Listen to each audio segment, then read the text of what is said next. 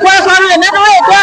মৰাণ ছাত্ৰ সংস্থা মৰাণ জনজাতিৰ লোকক উদ্ভূত সেই কৰিছে আৰু ইয়াৰে ইচ্ছামতীসমূহ প্ৰশাসন আছে প্ৰশাসনৰ লগত এনেদৰে তীব্ৰ খেলা আছে হৈছে মুঠত উঠি আন্দোলন কৰিব পাৰে বিজেপিয়ে যি কাৰ্যসূচী ৰূপায়ণ কৰিব পাৰে সেই মুহূৰ্তত প্ৰশাসনে কোনো ধৰণৰ বাধা দিব নিবিচাৰে কোনো ধৰণৰ আইনৰ কথা আহি নপৰে কিন্তু যেতিয়া মৰাণ জনগোষ্ঠীয়ে নিজৰ নিজ পক্ষৰ বাবে ৰাজপথলৈ আহে তেতিয়া কিন্তু প্ৰশাসনে ইয়াৰ ওপৰত কৰি দিয়েহি আমাৰ গতিকে এনেকুৱা প্ৰশাসন বিশ্বাস আমি অভিযোগ বিচাৰিছো আমাৰ আগতে এতিয়া প্ৰশাসন ঘূৰাই দিবৰ কাৰণে সাজু আছো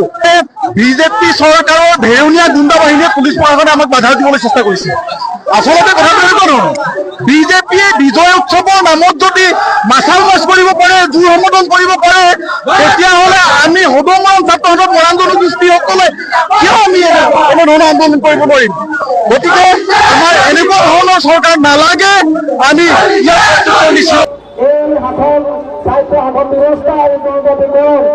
মৰাণ জনজাতিৰ অধিকাৰ আছিল মৰাণ জনজাতিৰ প্ৰাপ্য আছিল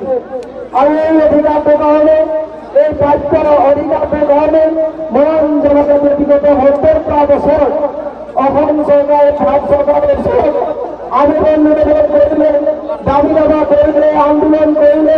কিন্তু আজিকালি কোনো এখন চৰকাৰে ভাৰত মৰাণ জনজাতিক বঞ্চিত কৰা শোষিত কৰে ইয়াৰ আৰম্ভণি মৰাণসকলে আমাৰ মৰাণসকলক ইমানকৈ বঞ্চনা কৰা হয় আমি দিবলৈ আগবাঢ়িছো মৰাণ জনজাতিক সুস্থভুক্ত ছাত্ৰখন এতিয়া পৰ্যন্ত আমাৰ